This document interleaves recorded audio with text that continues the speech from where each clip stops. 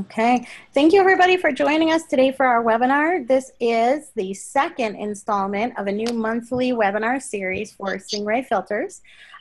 We are trying to get guest presenters and professional photographers every single month as often as possible. So this month we're talking about capturing the fall colors, and Ed Heaton is a professional photographer who has a lot of expertise in this area. You want to go to the next slide for me, Ed? Absolutely. Well, I say that, but let me make sure it works. There we go. So Ed is an award-winning, internationally published, full-time professional landscape photographer, a creative mentor, an educator, and a lecturer residing in Chester County, Pennsylvania. He's been hailed by Outdoor Photographer magazine as a landscape master. And for the past 17 years, he's been teaching workshops, seminars, and classes which truly reflect his passion for education and the art of photography. And a little later on in the presentation, we're actually going to give you a list of some upcoming workshops that Ed is hosting. So if you're interested in going and taking some photos in real life with him, those look really exciting. So Ed, if you want to just take it from here, and I'm going to stay quiet unless there's questions. I'll watch for the questions, and if you guys, as you're listening, if a question comes to mind, go ahead and put it in the Q&A window. We may answer it right away, or we may wait till the end of the webinar. It just kind of depends on how that question relates to what Ed is currently talking about. But don't hold your questions to the end. Put them in the Q&A window so you don't forget. And Ed, take it from here. All right, Michelle, thanks very much. All right, let's see. First of all, thank you to Singh-Ray for inviting me to do this. I really appreciate it. It's always nice to get out in front of people and talk and share your passion. And not only Singh-Ray, but for everybody that tuned in. I really want to thank them, because if you guys didn't tune in, this would kind of be a bust and it wouldn't work so well. So thank you. All right, so Michelle kind of covered this. I've been fortunate over my career. I've had a lot of really nice sponsors. I've been a Gitzo ambassador for quite a while. I'm a Manfrotto ambassador too, Optech, and naturally a Singh-Ray professional. So I'm happy. I work hard, but life's good.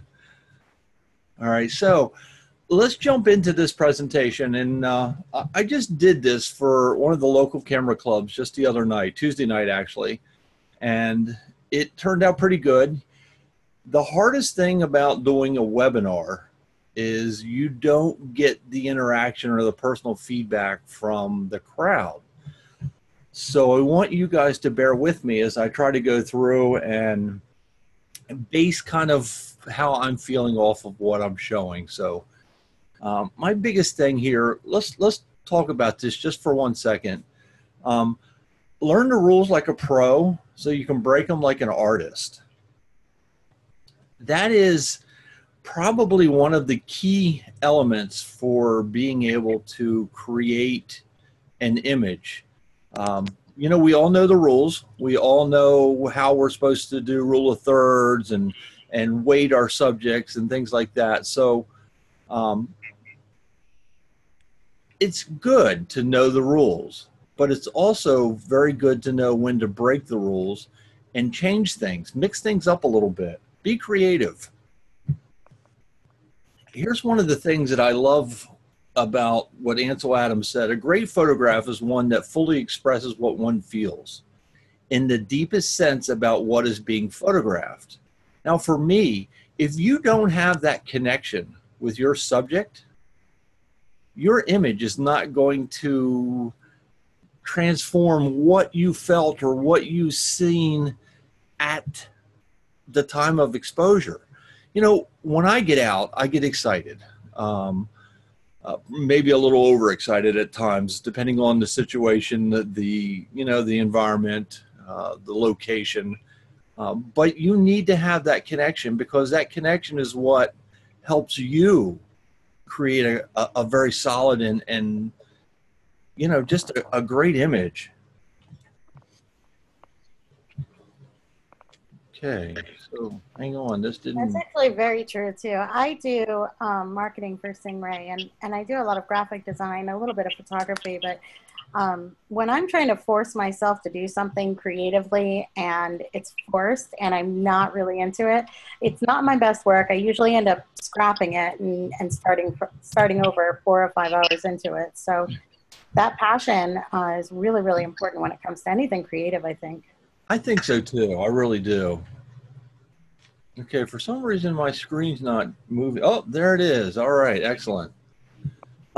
So let's talk about this just for a second. This is from one of our workshops that we run in Colorado. In fact, we leave Monday for 14 days for a workshop out there. And so last year we got there, and we always go out ahead of time. We do a little photography of our own. We do a little scouting, just have some fun. And we got on location. This is Maroon Bells, by the way.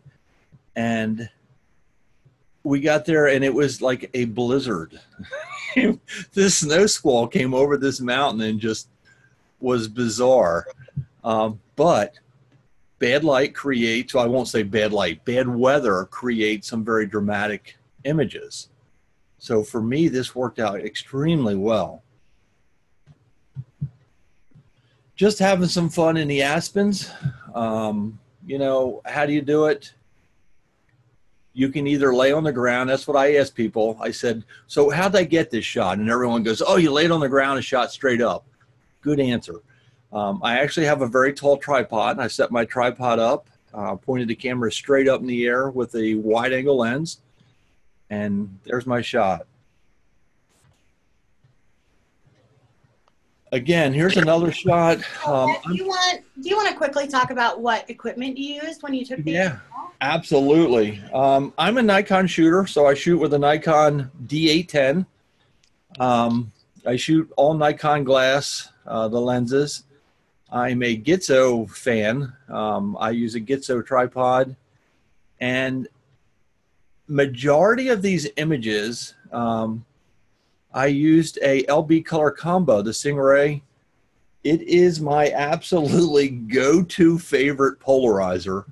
In fact, it's the only one I carry in my bag anymore. I used to carry some spares in case something happened to one. I don't even do that now. I just carry the Singh-Ray filter. But I'll show you some different images. I think that may be further on with some wider lenses, which require a bigger, like say a 150 by 150 filter. So again, this is another shot. And what I'm going to do, I'm just going to walk through the progression of how we chased the fall colors. Last year, we chased the colors from Colorado to Maine to West Virginia to the Smokies in Tennessee, and then back out west to Utah. So we'll see how far I can get. Again, if you look closely in the image, you can see that it's really snowing good, and it just had started, so it hadn't had time to accumulate, but yet we could capture it.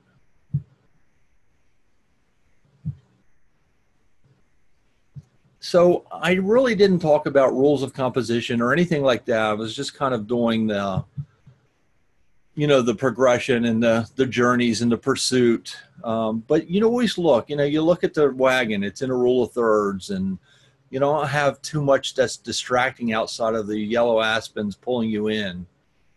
So these are all things that are fun. We found this little, I call it a beaver pond. It wasn't very big. But it was all dammed up, and the reflection down there of the clouds and the mountain and the aspens, it just really, really worked. So did you use a Morslow or something like that for the clouds and the? I didn't for this one. I usually shoot with my aperture closed down. When I say closed down, f/16, f/22, f/11, somewhere in that range. Because as a landscape shooter, you want as much depth of field as you possibly can get. And then I keep my ISO down very low. So my camera shoots native at 64. So once I throw my LB color combo, my polarizer on, I lose 2 stops of light with that, which for me is outstanding because that allows me to drag my shutter a little bit longer, capturing some movement in the clouds. This one isn't as much as some of them, but it's a longer exposure on purpose. Great. And we have a couple of people ask if you can give the specs and the details for each image. I can. You mean as far as exposure, aperture, stuff like that? Yeah, as far as which filter you're using, what's the exposure, any of the primary details, because otherwise we have a lot of photos to show and we'll be on way too long. So we will. So okay, gotcha. Top stuff. So again, I'm gonna just straight up and tell you guys, my LB color combo polarizer is my go-to filter. So 90% of all the images that I will be showing were shot with that. So we'll move on. Again, you know, you use a polarizer, it helps to pull out the clouds, the definition. It enhances the colors naturally, and the yellows and the greens really pop. So this again was the LB color combo. This is called Capitol Peaks. We got up there. It's a 4-wheel drive road to get to the top. Fun time.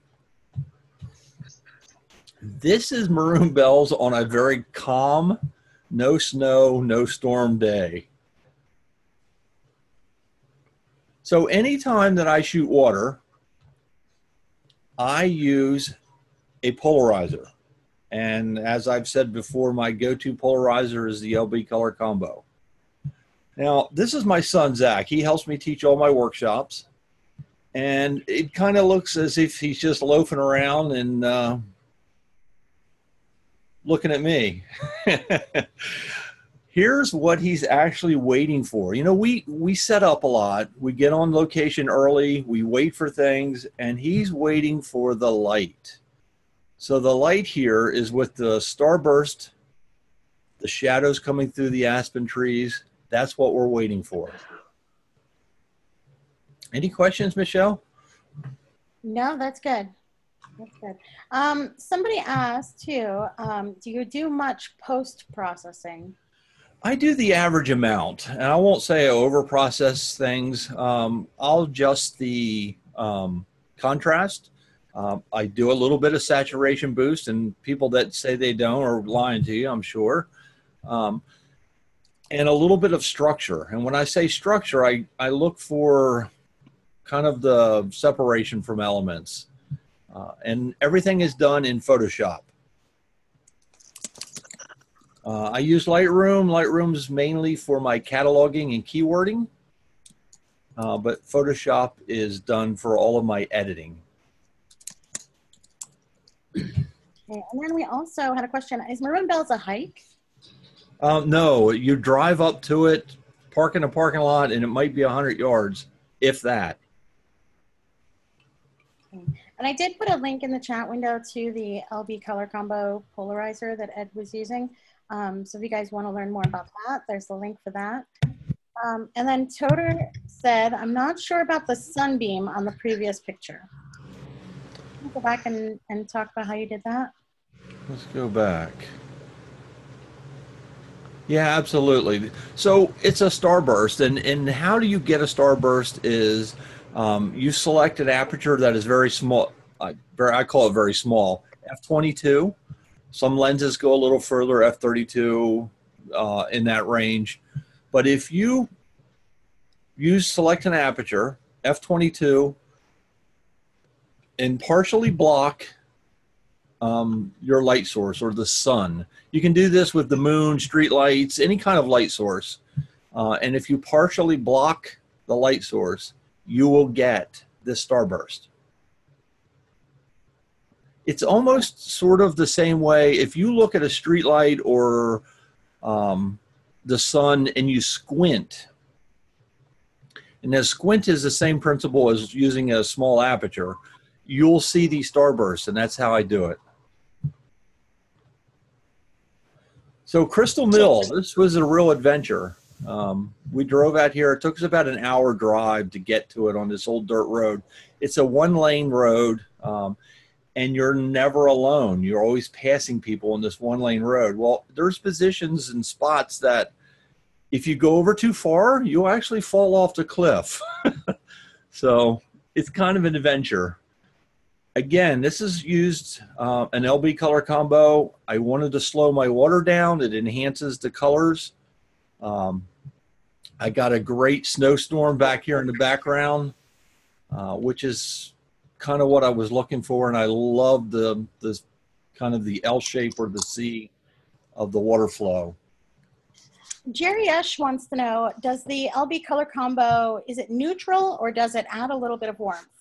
It adds a lot of warmth. It enhances the reds, greens, yellows. It pulls out the blues for me. It's not neutral. Okay.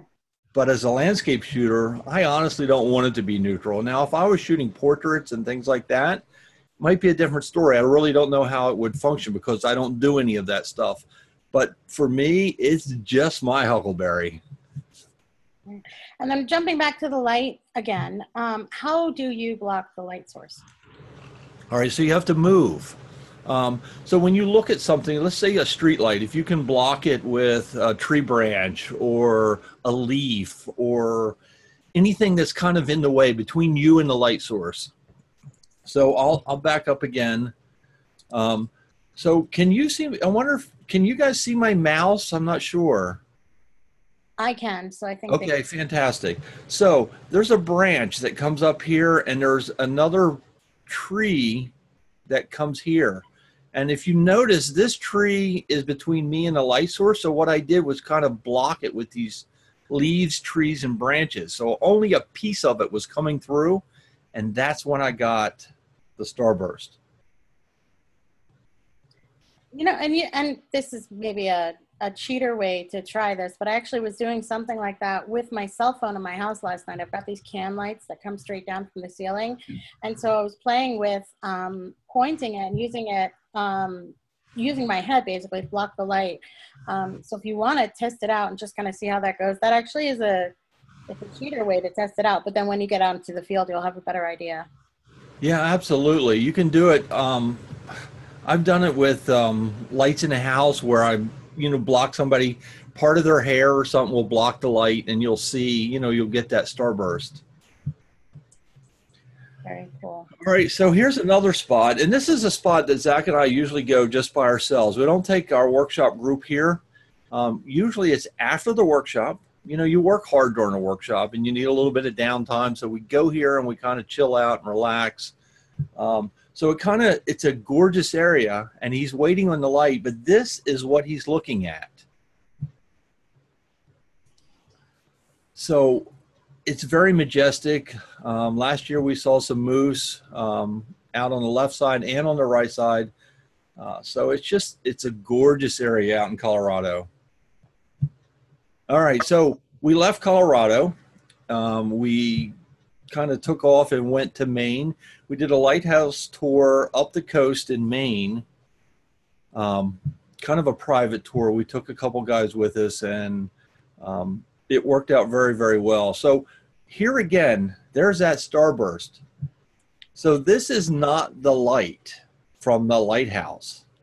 This is the reflection of the sun from the lighthouse glass.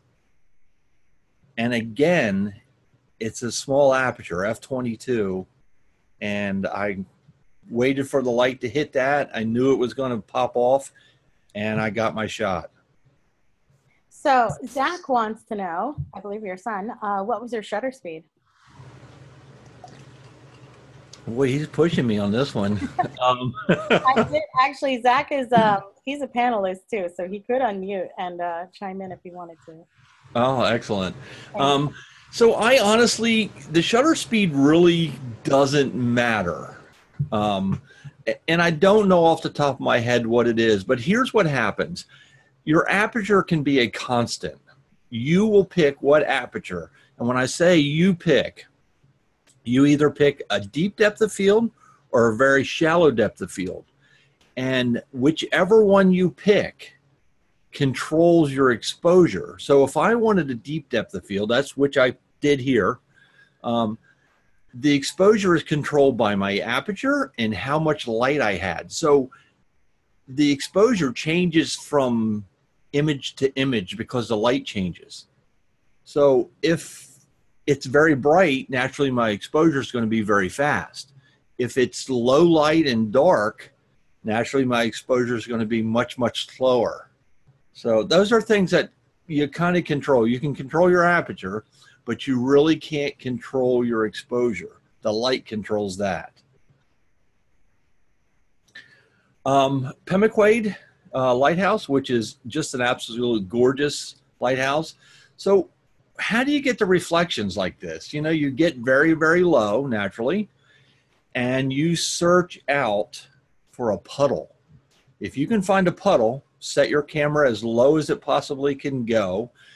For this shot, I was actually laying down on my stomach and got the shot. So the reflection here looks almost as crisp as the actual lighthouse. Is that just really, really still water, or did you do something to help? No, it's a puddle. So Okay. there's no wind, and it's just a small, now it looks bigger here, but if you use a wide angle lens, you can really exaggerate perspective. Very cool. Here again, you know, a long exposure. Now, this was shot just before sunrise. The sun's coming up to the left-hand side after where it's kind of orange. I wanted a slow shutter to make the rocks look kind of ghosty looking, you know, as the waves come over them. So again, this was shot with an LB color combo. It's already almost dark, and the LB color combo took 2 stops out for me, which made it even better for me.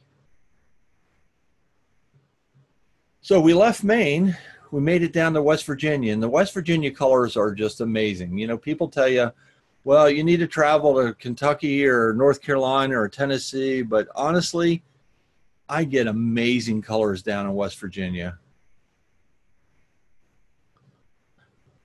This shot here, we shot, I got this, it was dark. And when I say dark, normally we get our groups on location at least an hour before sunrise. So naturally it's dark. So here we actually got on location about an hour and a half, maybe 2 hours ahead of time, with hopes of catching some star trails and stuff. But we were a little bit late for that. But you'll notice how the clouds are streaking, and that is because of the low light, the long exposure. I couldn't see this shot when I shot it, or I should say before I shot it. Everything just looked dark down in there. So after a long exposure, this was a 30-second exposure. My aperture was wide open only because I needed to let a lot of light in. And everything kind of just popped. It was just perfect. And do you think or use hyperlocal distance for these landscape shots? I do. So the hyperfocal distance is a chart, and it's a good chart, and it works. I don't carry it around anymore, but I used to when I started doing my photography. So the trick for doing a hyperfocal distance in landscape photography, 9 times out of 10, you can focus 1/3 of the way into your scene. That will give you 1/3 in front and 2/3 behind apparent sharp focus. So that's kind of how I control things. So for this shot, I focused probably down in here, which gave me this 1/3 in front and this 2/3 behind in sharp focus.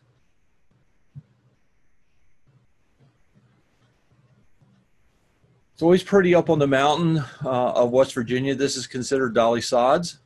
And the blueberry bushes just turn brilliant red.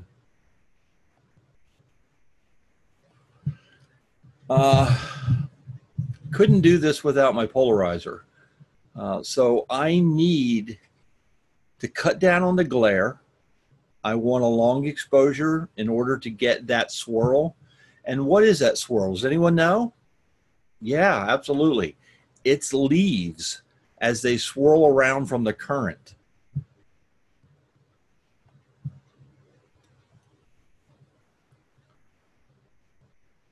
Another shot from West Virginia. This is a different location. This is further down in West Virginia. But, you know, we had just had a big rain. The water levels were up very high, and the autumn colors were just peaking here. And again, LB color combo it enhances the reds, the yellows, the greens, and it allowed me to get the glare completely off that water as it flowed away.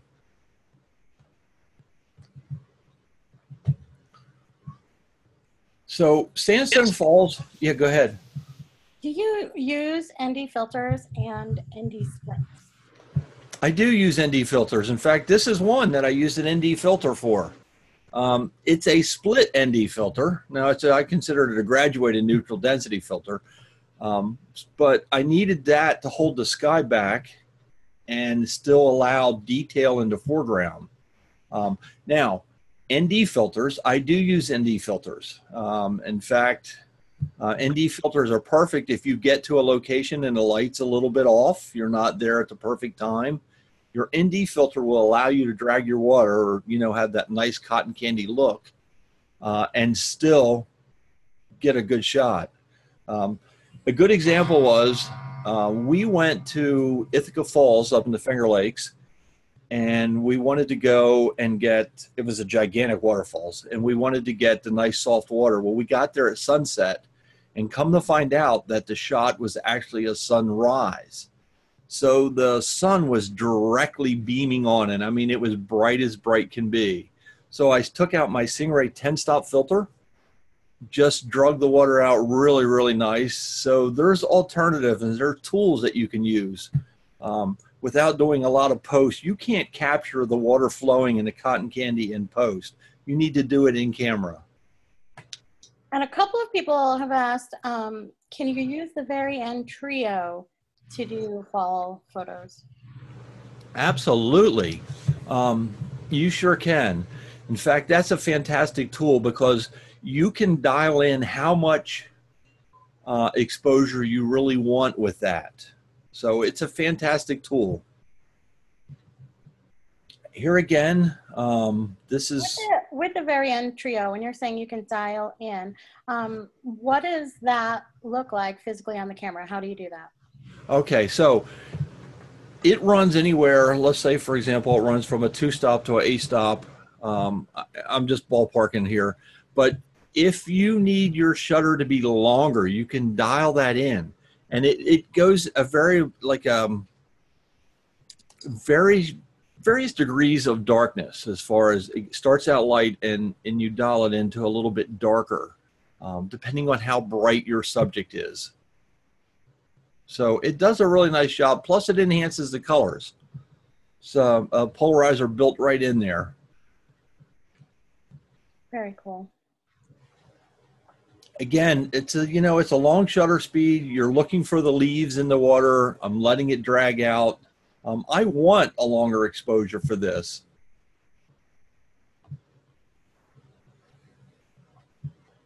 I'll jump through. We're still, actually now we're in Ricketts Glen in Pennsylvania. And then all of a sudden, we made it out to Utah. So Utah is one of our favorite spots. We love to visit. So driving along the road, you see these fantastic formations, and, you would really be missing out if you didn't pull over and shoot these. So naturally we do. So this is what we pulled out last year. This is called the Nautilus. We laugh about it, but Zach was reading a book, 20,000 Leagues Under the Sea, and their ship was called the Nautilus. So thus the name Nautilus for our camper. But we camped here one of the nights, and the next morning we got up, and this is what we were treated to. This would be the final shot from earlier. And you can't go to Utah if you don't go and dine and hike the Narrows. So we went up into the Narrows, and this is just at the beginning of Wall Street. So it's a good hike up. Good times. It's fun. And selfie sticks are not just for teenagers, evidently. Apparently not. This is an old one that he had. He's got a really new, fancy, nice one now with the 3-axis gimbal and everything else. So, but this is where we hiked to, and this is the shot that I was actually looking for.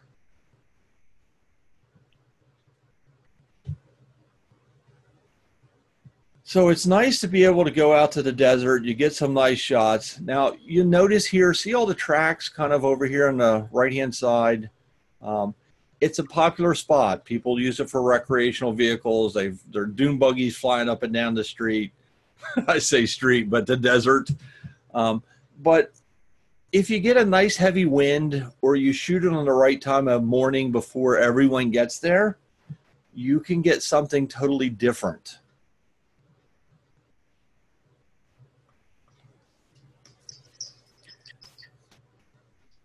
If you have never been to the slot canyons, put it on your bucket list because it is an amazing area to photograph, even just to see. It's bizarre. You need a guide to go there, though, don't you? Because of the flash. You do. It's on a Navajo reservation, so you have to pay the Navajo guide to take you out. We usually get a photo tour. We take our whole group out. We get to spend about 2.5 hours in the slots shooting. Now, it's getting busier and busier as time goes on. But when we first started doing it, we could go out there and be almost the only ones there. So it was really fun. That doesn't happen now, but we did do one of the secret canyon. It was a private tour, and there was only 5 of us there for 2 hours, which was really fun. So this is how we work. Excuse me. This is Zach. He's out on the ledge. He's waiting for sunset. We're waiting for the light to hit down in the canyon. This is out at Bryce Canyon. But you can get out. You can connect with your subject and just kind of, I don't know. It's just a different feel when you can get out by yourself and connect. This is over in Zion. This is another really nice spot. Just absolutely gorgeous. Now, if you shoot this early in the morning, you can get some nice light in the sky, but your whole canyon's in shade, so it's a challenge. Well, there's a lot of green in Zion, too. When you go further south, it's a lot more of the red and the rocks, but Zion has sort of a mix of the red and the green. Do you have to do anything to balance those? No, I don't. And again, you know, I use my LB color combo a lot for this kind of stuff, only because it enhances the red, it pulls the greens up. It's just a real nice mix. The north rim of the Grand Canyon, we usually take our group down there, weather permitting. Sometimes the roads are closed for snow, but so far we've been very fortunate and have made it down. But when we first got here, this was completely fogged in. I had no idea what I could see. The clients were all looking around like, well, you know, I'm not really seeing much. I said, be patient. It'll break. And sure enough, it broke. The cloud bank rose, and this was our view. Pretty amazing stuff. We had a couple of questions. How do you control the polarizing effect in the sky? By dialing it in. I'm guessing that's the question. I'm not really sure. Because when you a few shots back when you were talking about the lighthouses. Oh, the lighthouses. So what you do, if you're not using a real wide angle lens, you can get full polarization completely across your, I want to say your image. But if you're using a super wide angle, it's going to be more of a challenge because the lens is so wide that you can't get everything polarized. So you have to pick what's the most important thing to polarize and then go with that. And then we had 2 people ask similar or the same question. It says, do you bracket exposures, and do you ever use HDR Technic in post-process? I do bracket my exposures. I don't have to a lot. The dynamic range of the Nikon D810 is pretty amazing. I'm really impressed with it. So if you know how to set your exposure, you can usually read it. I can take one shot and know, well, my exposure's off, so I need to go up or down. And then I kind of dial in. You know, it's like you're dialing in your shot. So that works out really well. And yes, I do HDR. I don't do it a lot, but when it needs to be done, I will absolutely do it. And then someone's asking, what do you mean by dial it in? What are you changing? So I see a lot of people say, well, let's go back for a second. A lot of people will say, well, I changed my aperture to get my exposure right. Well, I don't change my aperture to get my exposure right. Aperture controls your depth of field.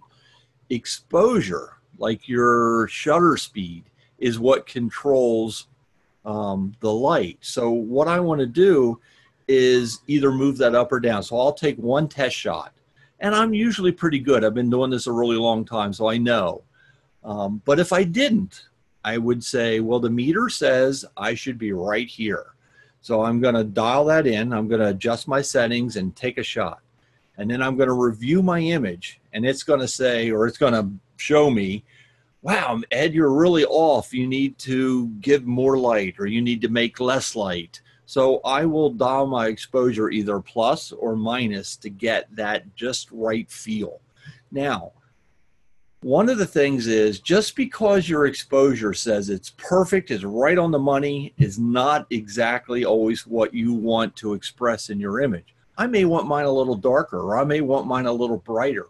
So only you, the photographer, will know how to adjust that. So maybe I want it darker. This one's a little bit darker here. I have some here. I wanted this one to show the highlights and the shadows, so I adjusted my exposure up or down depending on my shot. There's another question, and it sounds like you may have just answered it. They said, can Ed talk more about the complications of shooting the fall colors and how to capture them correctly, like how it affects the metering or post-processing? All right, so good. That's a great question. So guess what's the first color that blows out when you're shooting fall colors? Red. Red's the first color that will oversaturate. So you have to shoot for the reds. A prime example right here is this Sly Canyon, and everything's red. So I have to shoot and adjust for the red color first before I adjust for anything else. And then Corinna wants to know, when do you use the HDR? When your scene, it dictates HDR when, let's say, for example, you have very bright brights and very dark darks. So you have to control that. So the camera can record maybe 6 or 7, some cameras maybe even a little bit more, 8 or 9 stops of light. So if your scene is more than that, let's say 6 or 7, if your scene is more than 6 stops of light, you have to shoot HDR. So you would have to shoot for the darks and shoot for the highlights, and then in post, combine those. So I want to say quickly, because I know we have people on here with all different abilities. Do you want to say what HDR is? yes, HDR is a high dynamic range. And what that does, that means you're shooting beyond what the sensor on your camera can actually record in a single image. So if I take one picture and it looks fantastic, then the dynamic range, and that's the light source, the brights and the darks, will be within range of what the camera can record. But there's a lot of times you'll go out when your camera cannot record the darkest darks and the brightest brights in your scene. So you have to shoot a high dynamic range image. All right, so I'm coming down, so I'll take some more questions. Just where am I at? I'm at 5:42, so I'm doing okay, I think, with time. This shot was shot in the desert, naturally, for 2 hours. It's a 2-hour series of exposures. that allowed me to get these star trails. Any questions on that one? Nothing specifically for that one, but we have someone wants to know, how do you determine the stops of light? So the easiest way is to shoot the darkest area and then shoot the brightest area and count the stops between the two. It's a lot easier said than done. A lot of people will say, well, I don't know where I'm at. So use your matrix metering. I use matrix metering for just about all of my landscape work. Now, if I'm shooting portraits or street photography, I don't do a lot of it, but when I do, I'll use a spot meter or a center weighted meter to kind of judge where I'm at, because there's certain things I want right and certain things I don't care, I can let fall off. But if you use your matrix metering, you can get a pretty good idea of where the camera thinks, well, here's a good middle point, and you can adjust up or down. And someone wanted to know too, do you use a light meter? I don't. I use the in-camera metering. It does a really nice job. And it doesn't really matter what camera system you're shooting. The manufacturers have went to, great lengths to make the meter system very, very effective nowadays. And then Brick wants to know, how did you shoot the star trails? Was it 20 seconds for each shot? This was, I think this was 10 minutes for each shot. And then what I did, naturally, you know, when you set up, first of all, you get your composition. You're always looking for a north. So this thing here, which is the North Star, this where everything circles away from, I pointed north. I wanted some sort of element of interest, which was the hoodoo here. And I shot it that way. So, you know, I figured out there's a lot of trial and error. My first shot was maybe 30 seconds. Then my next shot was maybe 2 minutes. I wanted to see where I was at. And then I figured out that I could get enough exposure time with 10 minutes and not blow anything out as far as the sky or anything out. So this is lit in the foreground, if you notice that. And that is from the moon. So the moon is lighting my foreground for me. And if I didn't have a moon, my stars would be much more crisp. But I wanted that moonlit light there. And Gail wants to know, have you ever painted with light with speed lights? Absolutely, I sure have. And also with flashlights. Flashlights are a little bit easier to control as far as how much your time. You can do a longer duration on a certain area. So yes, I have. Okay. That's it for this photo.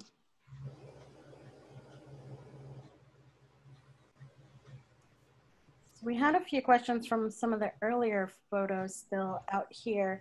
Someone asked, I often have a doubt whether to focus stack photos or shoot f/18 or f/22. It looks like you do not have an issue with diffraction and you prefer that rather than Photoshop focus stacking. I do both, to be honest with you. Most of the time in the field, I can get away with focusing 1/3 of the way into the scene. So it gives me 1/3 in front, 1/3 in back. I can get away with that. Landscapes are a little bit easier to do. Now, macros, where you want to control your background depth, you don't want the background to be distracting or sharp or take away from your main subject, I will use focus stacking, where I will focus from the front of the flower to the back of the flower and let the background just kind of fade off into a nice soft blur. And then when you were in Colorado, did you need a 4x4 to drive around and get to those places? We did. We actually had rented a Toyota 4Runner. It was a good choice. got us to places. It was a real adventure, though. We had 4 flat tires while we were out there, but it was all on one tire. It was a bad tire, and we didn't know that. So finally, after the 4th visit to the shop, the guy goes, "How about I just put your spare on this tire?" And I was like, "Yeah, that works." And then, do you use any of the filters for macro work?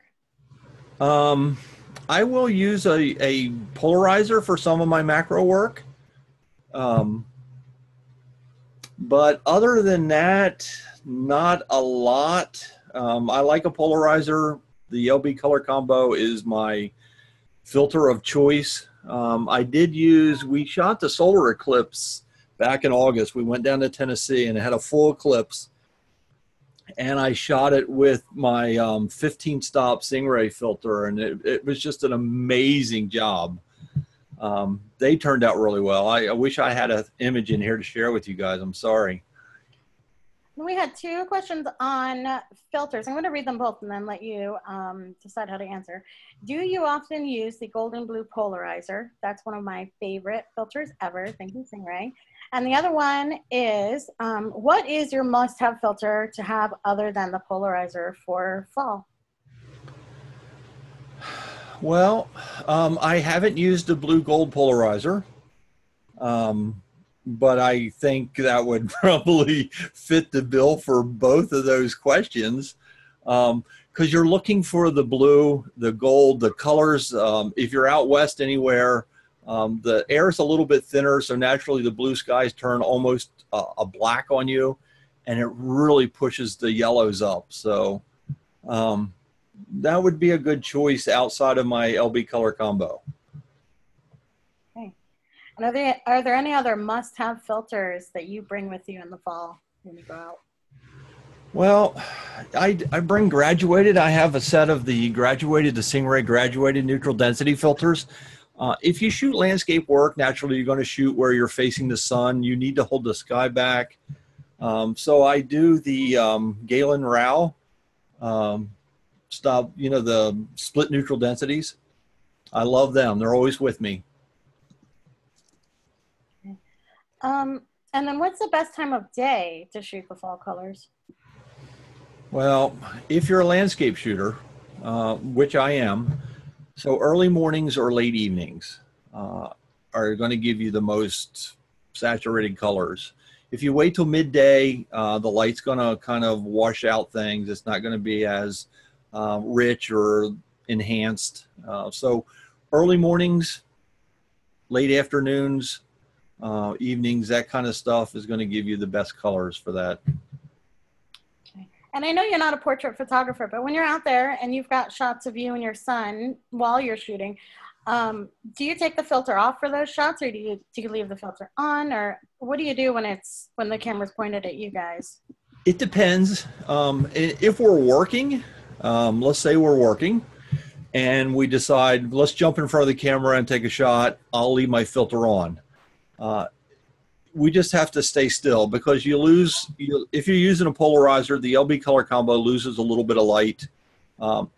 And for me, I'm happy with losing a little bit of light. That allows my exposure to be a little bit longer. But if I don't have a filter on and stuff like that, so yeah, I will take it off. Right. Oh, and Dale said, thanks again. You're very welcome. And then in the beginning, you touched on this before we got started. So the first question was from Barry. I have one issue with a color combo polarizer, that it oversaturates the greens and all the other colors look natural. The greens, not so much. They're oversaturated or electric looking. They are a little bit. And I run into that too, but for me, I like that look. I think it's a lot of it personal preference. I mean, it's easy enough to, once you capture, just to pull the green slider down a little bit as far as your saturation. But I think for me, it fits my style. Okay. And then this is a question about what the shot with the mill. It said your foreground rocks are sharp and the mill is sharp. How far from the foreground rocks are you? Okay, so the question is depth of field. That's pretty much what we're looking for. So for the mill shot, I was actually at the edge. there's a cliff or a drop off, and then there's the water below. So you have to hike down to get to the water. So on the edge of the cliff, I will focus, and here's the trick, guys. 1/3 of the way into your scene will give you 1/3 in front and 2/3 behind apparent sharp focus. I hope that makes sense. I think so. And then what focal lens is best to have for fall color? It really doesn't matter. I carry 3 lenses. Actually, I carry 4, but most of my lenses, the 3 main lenses I use are a 14-24, a 24-70, and a 70-200. With those 3 lenses, I can capture just about everything that I need to. But if you only had to buy 1 lens, I would probably go with the medium, like a 24-70 or a 24-105, somewhere in that range. Okay, and then someone asked, are there Singh-Ray filters you'd recommend for people in portraits? And I just texted my friend in Florida from Singh-Ray. She has no electric, but she has a cell phone. And she says the Hilux is great for portraits. So if you want to call down there and get more information about that, when the power comes back on, we'll post on Facebook when they have electric. But they would be more than happy to talk about that filter with you and what the benefits are and the options available. Outstanding. Yeah. And then what do you do about wind with slow exposures of fall colors? Well, you have to watch it. Usually early in the morning or late in the evening, the wind will die down some. Not always, but for the most part, if you're shooting early in the morning, it's not very windy. You have a nice lull. And the same thing goes for the evening when you're shooting, you know, in that nice warm light. Midday, my shutter speed is going to be much faster naturally because the light's brighter.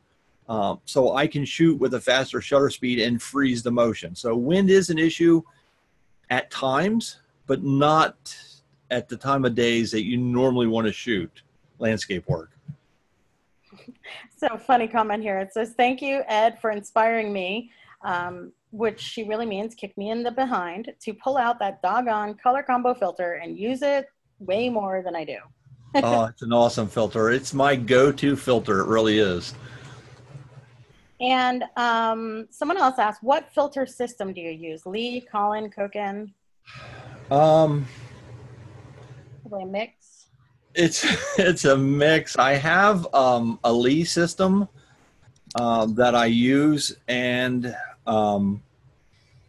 it covers the I want to say I guess the 105 filters. And then for the big guys, say the super wide angle lens,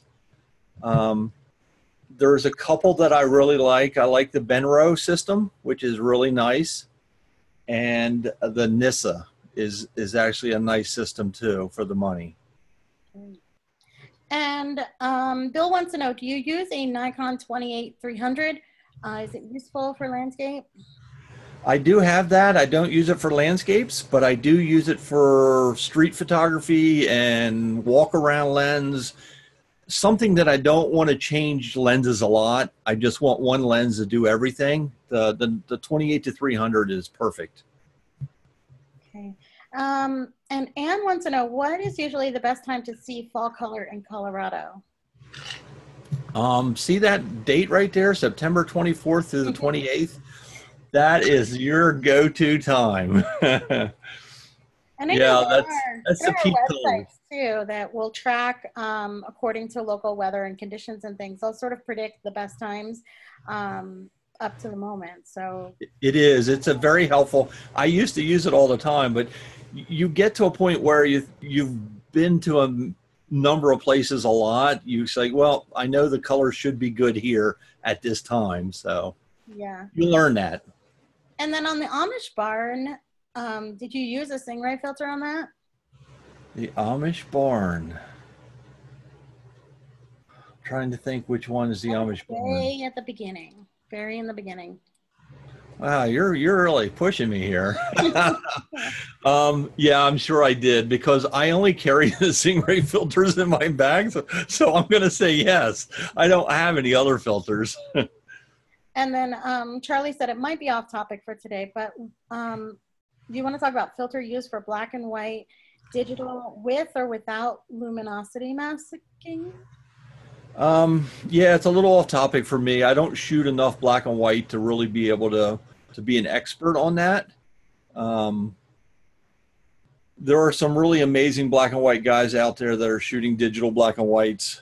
I am not one of them, so I'll just be honest with you right there. I'm a color guy. I like my colors. So I apologize for not having a good answer. And your son is goading you a little bit, I think. He said, have you ever thought about upgrading to the 850? Not yet. I'd say it was because he wants my 810, but it's not because he's shooting large format film. And do you use perspective correction lenses to create images? I don't, but it's not because I wouldn't use them if I didn't have them. I just don't have any. I think they're a fantastic lens. Most of them are primes, so you'd have to pick and choose your lens, say the 14 or the 24. Yeah, absolutely. If I had one, I would use it. Okay. And from Anne, do you always carry a tripod on your outings? And what do you recommend that is not too heavy, but strong and steady? To answer your question, yes, 99.9% of everything I shoot is on a tripod. Outside of street photography, if I'm doing events or something like that, I don't carry a tripod. Naturally, I'm hand holding and kind of shooting from the hip. I apologize, guys. My clock, I should have stopped it. Anyway, and I'm a Gitzo ambassador. So if you're going to ask for what kind of tripod to use, I'm going to tell you, look at the Gitzos. They're fantastic. They're solid. They're lightweight. And they make a different range from, say, a 1 or a 2 series all the way out to a 5 series. So depending on how heavy or light you want to go, they have a solution. Right. And then David asked if the recording was going to be available to view later. And yes, anyone who registered, and if you're on the webinar, you're registered, you will get an email probably tomorrow afternoon with the recording of this webinar. So you can go back and watch it as many times as you'd like. Outstanding. So do you want to talk a little bit about these workshops and what really what the difference is between them and what are the highlights? What do you look forward to between the different places? Yeah, I will. So Scenic Colorado, I started out this year, or I want to say the slide presentation with Scenic Colorado. So we go out there to catch the colors, the aspens. So we travel to 2 areas. We start in Aspen, we shoot there for a few days, and then we'll move locations down to Crested Butte and finish out the workshop down there. But there's just so much to shoot around that area that it's just amazing. So what we do is, I tell people we're color chasers. So we'll start in Colorado. The colors are gorgeous. The aspens are just brilliant. We come home, October, we go up to the Finger Lakes where you get some gorgeous colors up there. From there, we jump down to New River Gorge. Actually, they're out of order here. So New River Gorge is next. So pretty much what we do is we're color chasers. So we start wherever the best colors are, and then we finish with, say, southern Utah and Arches and Canyonlands. Because in southern Utah, around November, the first week or second week of November, all the cottonwoods are just gorgeous, brilliant yellow. So, and then the Canyonlands and Arches, it's pretty much just formations, but that time of year, it's not super crowded, and a lot of times we have the park to ourselves in certain areas. So, yeah. So I actually live just south of Salt Lake City, and those dates are totally right on because we get in the northern part of Utah and Colorado, we get snow very early. It can snow sometimes in September. So it makes a lot of sense that you're starting up north September, October, because by November we've definitely gotten snow and the leaves are definitely falling. So it's a really smart timeline. And then Anne wants to know, is there still room to join your Colorado trip September 24th to the 28th? Absolutely. We'd love to have Ann. There sure is. And the website for Ed and his son are at the bottom of this slide here. It's just edheaton.com or zachheaton.com, Z-A-C-H. So those are his websites. And if you guys have more questions later, I'm sure you can go through his site and find out how to contact him and reach out that way too. Yeah, absolutely. And then Laura from Singh-Ray, she's here. Hey, Laura, how are you? She said, Michelle and Ed, great work, beautiful images. So she's got a Thank little you. love somewhere, wherever she is. And Anne says, thank you as well. So you guys have asked such great questions. Ed, do you want to go one more slide forward? I do. Okay. So we want to make sure that we call out that this is a monthly webinar series, and we're trying to cover topics that are relevant. So we're talking about fall colors a little bit ahead of time. So you have time to make sure you've got the right equipment, make sure that you know where you're going. And so we're trying to be really smart about what topics we cover. So we are going to cover some things about winter and like black and white with the snow, which is really cool. We're going to talk a little bit about some of the effects that you can do towards Christmas time with some of those emotional shots and playing with light and things like that. So check out the Singh-Ray website. It's a really easy URL. It's sing-ray.com/webinars. So the regular Singh-Ray website and then /webinars. And you can see everything that's coming up in the future, and you can register way ahead of time if you want, and you'll get an email to remind you the day before. And if you're interested in any of Ed's workshops or trips, definitely check out his website, edheaton.com. And he shares a lot of his images that he takes with the Singh-Ray filters on social media. So whenever we see them, we try to re-share them. So make sure you're following us on Facebook and Twitter, and we're on Google. We'll probably be on Instagram soon enough. So follow us online and have those conversations with us, because it's really interesting to see those pictures sort of like the day after they're taken. So they're super fresh and lots of fun. David says, thanks again for sharing. And then Laura said, we are waiting for electric to get these orders shipped out and accommodate our great customers. They're dying down there. These guys, they're diehard Singh-Ray family members at this point, basically. It's killing them that they can't ship filters out. So bear with us. As soon as they have power, I'm sure the minute they have power, they're all going to be driving over to the office to handle that. So yeah, it's always safety first. Yeah, absolutely. Absolutely. So Angela says, great work, Ed. We love your work, and thanks for all you do for us at Singh-Ray. So Angela works at Singh-Ray too, and she's here. Yeah, Angela's super. She's very accommodating. And David says, thank you. And then Brooke said, thank you very much. Very helpful. So like I said, if you guys have questions later that you forgot to ask, you can always hop onto the Singh-Ray website, go to contact us, and there's phone number, email addresses right there. Find us on Facebook. We usually answer Facebook messages and comments the same day. So that's a great way to reach us. But if you guys have any questions later, definitely reach out, and definitely come and join us for next month's webinar. Couple more, thank you. Thanks for a great presentation. Thank you. Thanks for having me on. And thanks everybody for tuning in. So I think that's it for today, but thank you so much, Ed, for doing this for us, because you, like I said, you're the expert on taking the pictures and we're the experts on making the filters. So we couldn't do this alone. All right, great. Well, everybody have a great afternoon or evening, and stay safe, those of you down south.